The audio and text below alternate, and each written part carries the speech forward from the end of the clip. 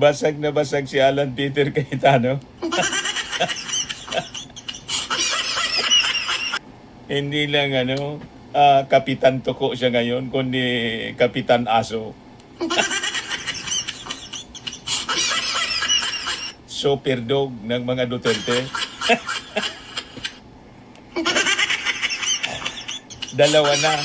Dalawa na mga kababayan yung kanyang titulo, Kapitan Tuko. Tapos ngayon, Super Bulldog.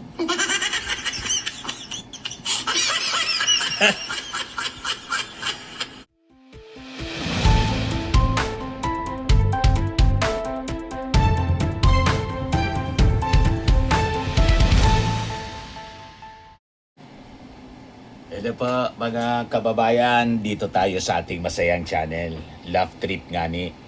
O yung isang DDS mga kababayan may tampo. Post ito ng Duterte Bobo supporter. Sabi dyan ni Mon Gonzales na isang DDS.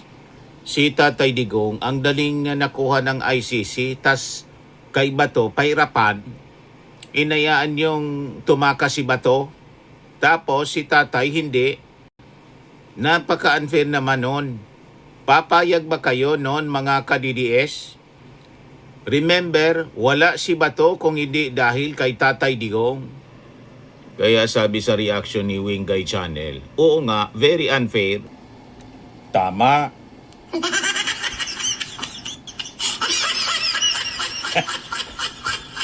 Kaya mga DDS, pag nakita ninyo si Bato, isumbong kagad ninyo kay Matibag.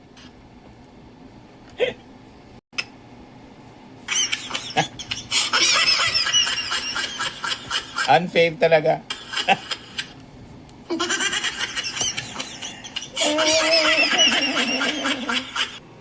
Ito pa yung isang DDS mga kababayan. Si Alan Peter Cayetano. Sabi ni Alan Peter Cayetano, dalawa ang Senado natin ngayon.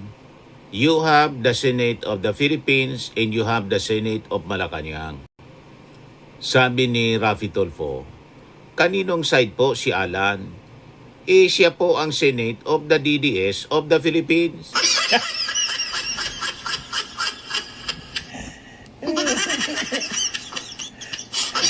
Sapol si Alan Peter Cayetano kay Raffy Tulfo. Sabi naman po ni Luke Espiritu, Nick mo, Alan Peter Cayetano, Senate of Duterte ka, huwag ka nang magmaang-maangan na independent ka, ikaw ay aso ng mga Duterte. Sabi ng Impact Leadership, from Chicken Little to aso ng mga Duterte.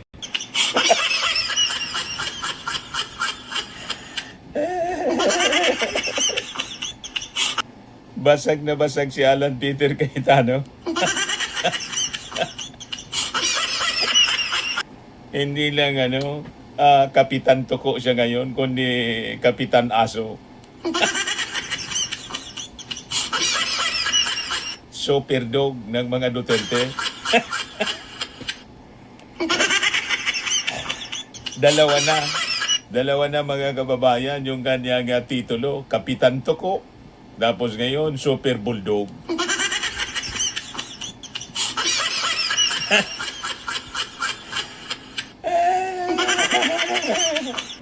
Ito, post ng Morning Coffee Thoughts. Pinoy Comics muna tayo, sabi niya. Ginawang comics yung drama sa Senado, si Alan Peter Cayetano tapos si Win Gatchalian. Sabi niya dyan, ikatlong araw na walang pinirmahan. Sabi ni Alan Peter Cayetano sa kanyang live selling, mga kababayan, may proposal ako. Baka pwedeng i-share ang pagpirma. Sabi niya kay Win Gatchalian, pwede makipirma? Sige na, isa lang, kailangan ko talagang makapirma. Sagot ni Sir Win Gatchalian, Sir, pwede, may ginagawa ko, yung payroll ng Senado, kailangan ko to masubmit. Nagpopumilit si Alan. Sabi ni Alan, sige na, kahit isang pirma lang, sa gilid lang ng pirma mo. Kailangan ko talagang makapirma. Sabi ni Win, sorry, di talaga pwede. Nagpumilit pa rin ang high blood ng si Alan. Isa lang naman eh. Biglang napatawag si Win sa guard. Guard! Gustong ipabitbit si Alan.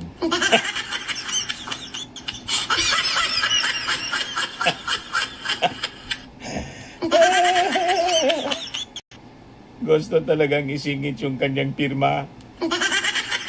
Oy, Alan, nakubra na yung sweldo ng mga empleyado ng Senado. Inonor na yung pirma ni Wingat Salya ng bangko.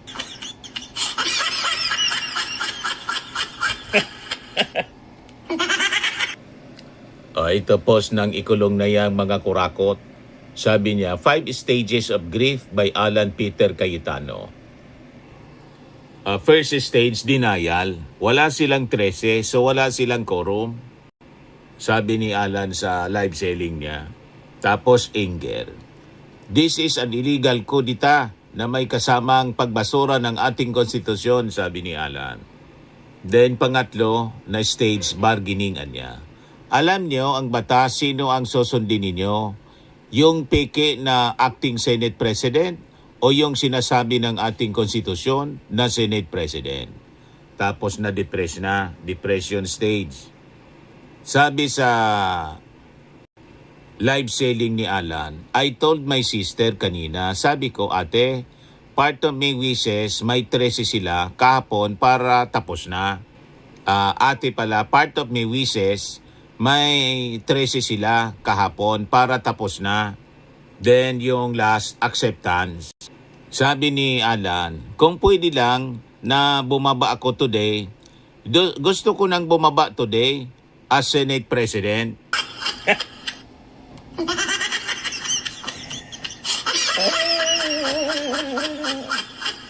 Pero hindi siya bumababa kasi ginawa siyang superhero ng mga DDS. Siya na ngayon si Kapitan Tuko.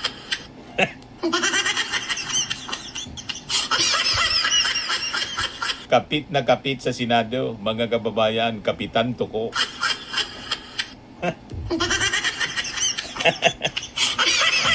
Di ba? Sabi ni dating Secretary Ronald Llamas, kung may co-pilot niya sa eroplano at co-host sa talk show, ngayon ay may co-president na rin pala sa Senado. Si Alan Cayetano gustong makihati sa pirma.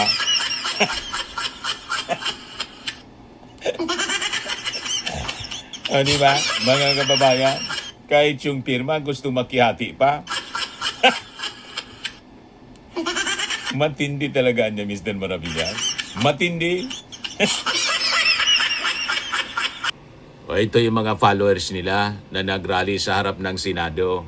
Mga DDS, sabi dito ng Marikina City Today. Lights, camera, action. Babae sa Calao Avenue lumuhod at tumangis sa araw ng kalayaan. Yan o. Kapayapaan lamang ang paulit-ulit nitong sigaw. So ito mga kababayan, yung kasama ni Senator Pia Cayetano sa acting workshop.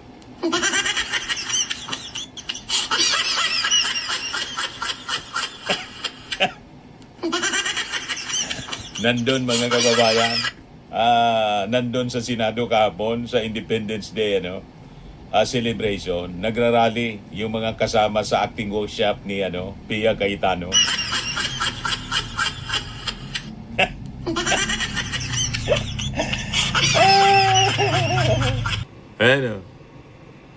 Sabi niya, democracy is dead.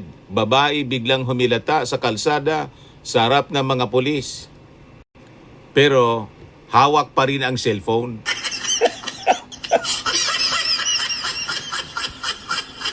Ito yung mga produkto mga kababayan ng Cayetano Production Acting Workshop.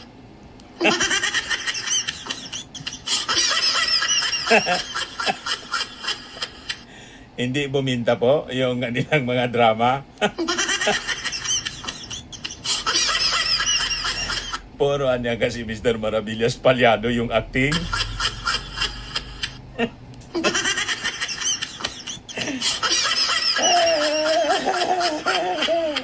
So, ito yung kanilang mga actors.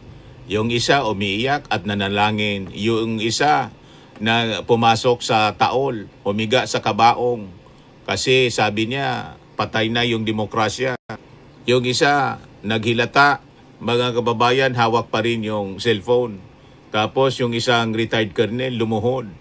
Kaya sabi ni Jose Castro dito, gawain ba ng matinong tao yung ganyan? Malala na ito. Ayan, pumasok sa kabaong po. Kasi democracy is dead daw.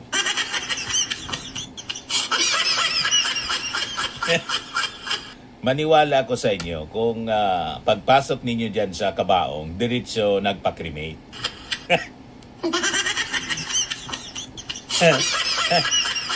O, di ba? Dapat ganon para ba katotohanan. Pagpasok dapat sa kabaong, diretso na kayo nagpa-cremate.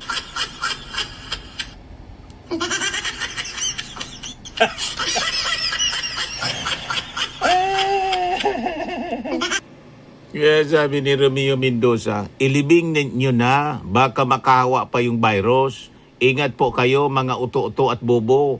Baka kayo sapian yan. Ilibing nyo ng buhay para maniwala kami. Kung hindi, cremation. Kahit half cook. Ano ba? Half cook lang. Okay na yun sa amin.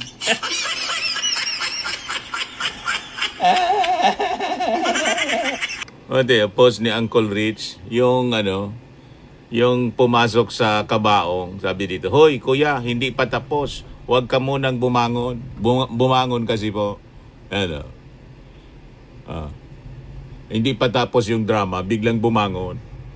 Tapos sabi dito, takpan mo pre.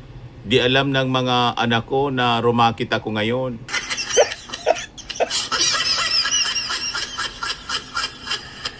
Naghanap buhay lang mga kababayan pala.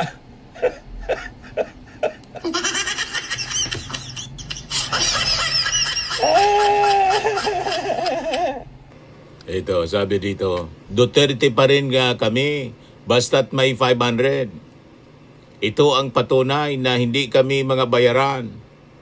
Post ito ni yung kaliptin. Hindi kami mga bayaran, ginagawa namin ito sa pagbabago ng bansang Pilipinas. Duterte pa rin hanggang dulo, basta't may 500. O yan, naka-display pa yung 500. Proud siya.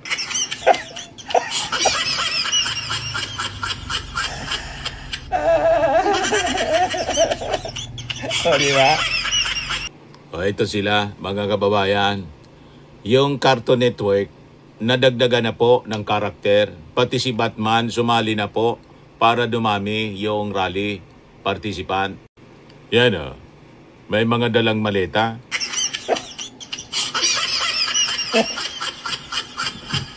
Tinawagan na po, pati yung superhero, si Batman, para makadagdag sa attendance.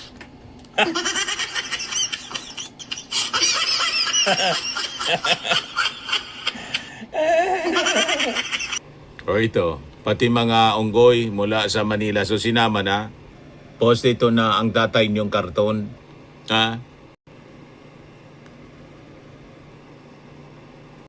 Diyan sabi dito ng mga nag-react, hala, bakit ginawa ninyong unggoy? Kita ko to, haha, nag-transform.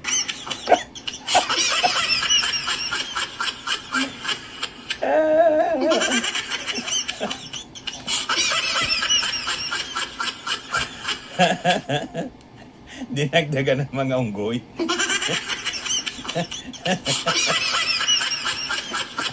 Para makadagdag sa crowd nila. Ineditan niya Mr. Maravillas. Mahilig sila sa AI Pinipigay. Para lang dumami, pati niya mga unggoy. Gusto na magprotesta laban kay Bangag.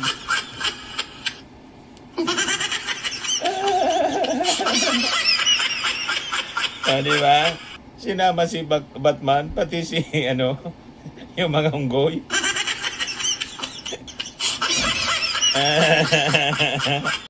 Grabe na niya, Mr. Maravillas. Kadespirado yung mga DDS.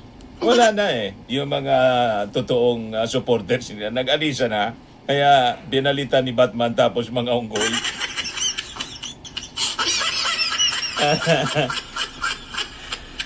Si Bato, karton. Si Sarah, karton. Kasi hindi man pumupunta doon si Sarah. Si Bato nagtatago. Si Digong nasa dahig. Kaya puro na lang karton. Mga kababayan, pati si Alan Peter Cayetano, ginawa na rin ng karton.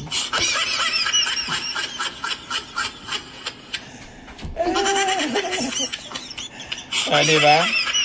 Kasi nga, sabi ng post ng Lainey Nation, walang maniwala sa kanila. Ito anya, 18 former Saldico bodyguards, script is not scripting.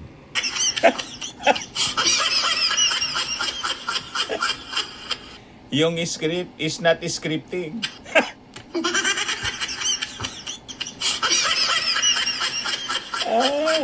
Walang maniwala sa script na ginagawa nila.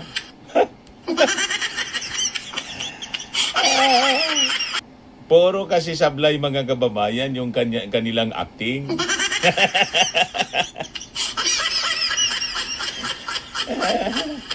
Mula doon sa the Senate is under attack.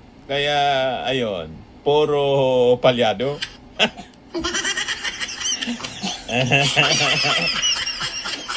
Diba? Ito ang isang DDS, sabi niya, yung mga tao na ayaw magpa-drug test, bangag yan. Sabi ni Nanay Tama, Duterte diehard defender, paid supporter, May 15, 2026.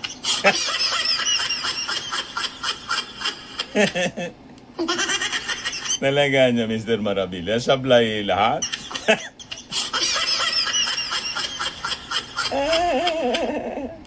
Sablay kasi yung kanilang leader mismo, si Sara. Ito, ang malinaw na sablay. Sabi ni Sara, gusto kong makita ng taong bayan hanggang sa dulo kung gaano kawalang hiya si BBM. Kaya wala daw siyang efforts patalsikin yung ating Pangulo. Sabi ni Yossi Castro, ang Vice Presidente, kapag walang script na binabasa, walang modo, lumalabas ang totoong anyo.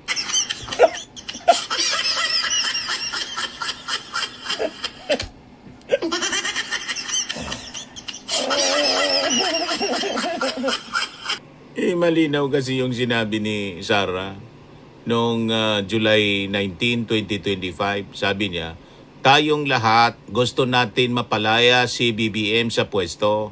Tapos sabi niya kahapon, hindi ko gustong agawin yung posisyon ni Bongbong Marcos. Yes, sabi ni Yossi Castro, huwag magpaka-plastic at magbait-baitan. Huwag na siyang magkunwari dahil ang mga kaalyado niya ang nagpoporsige sa isang destabilisasyon. Basag?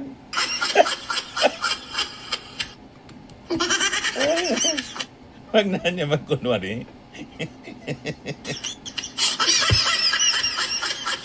Kaya kumambyo siya kasi hindi man po pinapaniwalaan yung kanilang panawagang patalsikin yung ating Pangulo.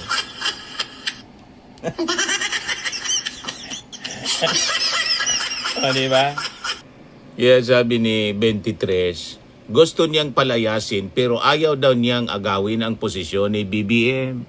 Oh, come on. Tell it to the 18 kargador.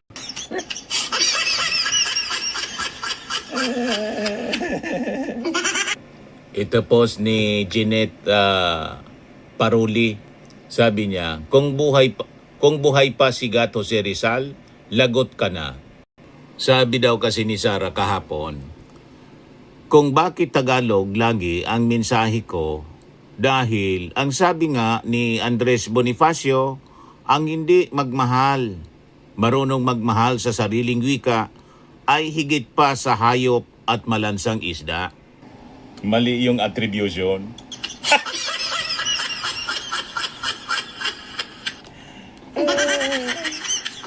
Kaya sabi po, kung buhay pa niya si Dr. Jose Rizal, kasi yun nagsabi noon, si Dr. Jose Rizal, lagot ka sa kanya.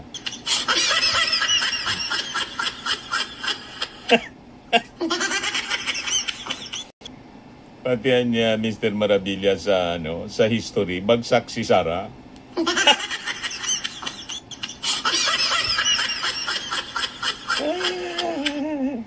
Si Sara po ay magaling lang po sa paglunok ng confidential funds.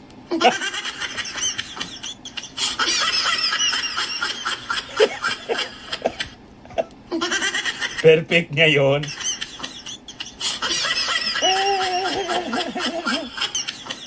Ayan lang po mga kababayan muna ngayong episode na to. Kung napasaya po kayo dito sa ating bagong channel, masaya lang po dito palagi. Laugh trip nga ni. Click subscribe po ninyo. I-share ninyo sa inyong mga kaibigan, lalo na sa mga DDS, para sila din po ay mawala yung stress.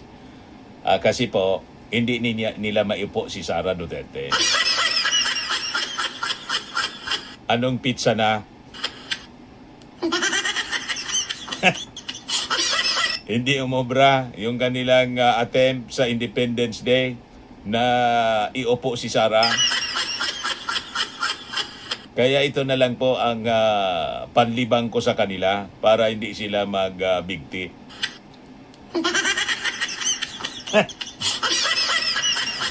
Okay pa? Bye-bye. God bless.